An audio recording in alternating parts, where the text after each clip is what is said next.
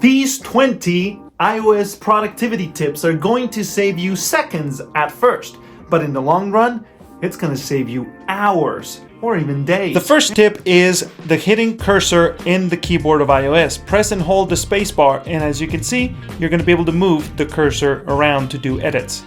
The next tip is how to turn off the annoying app ratings pop-ups within apps. Head on over to settings, then scroll down to the App Store, and then scroll down until you see in-app reviews. You turn that off, and those are gone.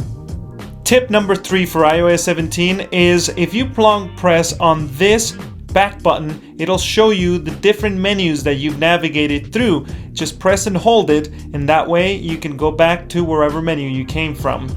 This one's been around for a long time. If you go to Photos, you just press and hold the shutter button and it'll do a video. You can even lock it and it'll keep recording.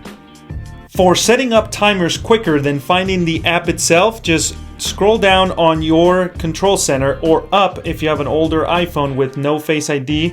Then you're gonna be able to press and hold here on the timer itself and then scroll, and you can set timers for as long as 2 hours. Stop feeling old or like you don't know what's going on when people ask you to AirDrop me.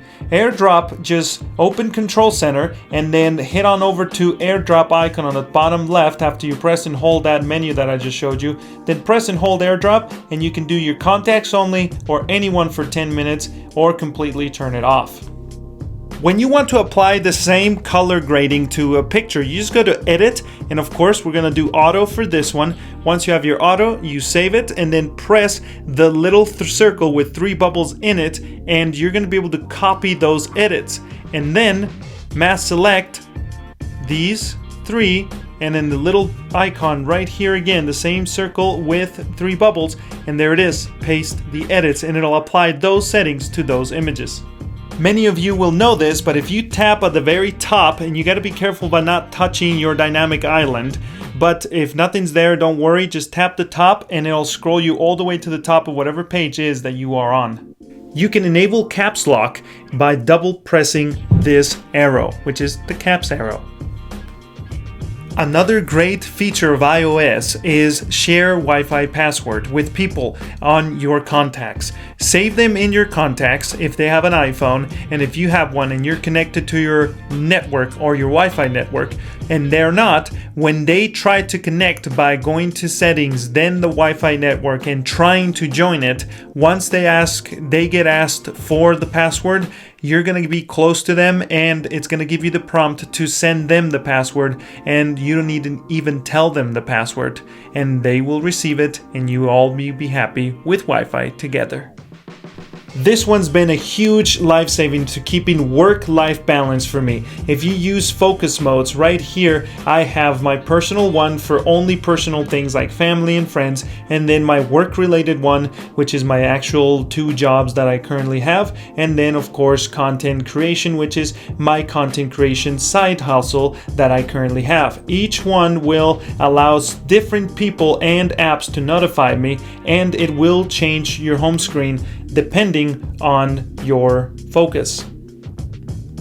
For iOS 17, they came out with this cool new feature, which is your contact card. And this one, you get to swap it and share it with people with the information that you want them to know. And it's actually a pretty cool looking animation, if I say so myself. In iOS 17, they released this accessibility feature that allows the iPhone to learn your voice and then replicate it and use it for things. It's actually shared across your devices and with apps. You just head on over to Settings, Accessibility, look for Personal Voice, and read the phrases out loud, and then it'll try to simulate your voice. It is not 100% great, but it is as bad as it'll be, and it's actually decent. With iOS 17, you now have the ability to do interactive widgets in the home screen, which allows you to tap, for example, reminders and complete tasks and other things like changing the music right from your home screen, so you don't have to open the app by tapping the widget. This one surprised me because, as you may know, you can actually reply to specific people within a iMessage and actually create a thread, but you don't have to press and hold and then go to reply. You can actually just swipe left to right and it'll do the same thing as replying within the thread to that message. I'm gonna do it one more time. As you can see, there's a reply icon right there, saving you seconds. But don't forget to let your partner, friends, or parents know when you arrive at a location. You can actually check in as a new feature in iOS 17, saving you time from having to text people, hey, I made it home safe. It'll just auto send it for you.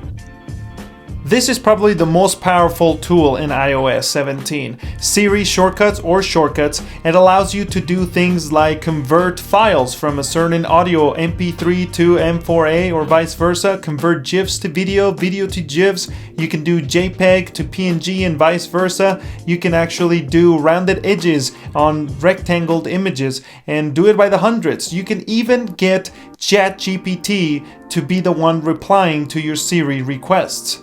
If you need a guide on this or any of these, let me know in the comment section below and I'll make a video just for you. Probably my most requested Apple Maps feature is offline maps. When we go hiking, I would like to know if the map location is available so that I can actually use it for traversal. I don't need, since I'm not a hardcore hiker, in-depth hardcore information about my trail. I just need to know where I'm at. And now with Apple Maps in iOS 17, you can download a actual big chunk of maps from the app itself and keep it. You can do gigabytes if you want to. I, for example, have almost my entire state offline data downloaded. So you go ahead and do it if you think you'll need it. So there you have it. Those are my 20 iOS 17 productivity tips. If you have any, share in the comment section below. And if you want to learn more, make sure you like, subscribe, and stick to the channel for the next videos to come. I'm your host of Richard Rich Labs N107. Sayonara.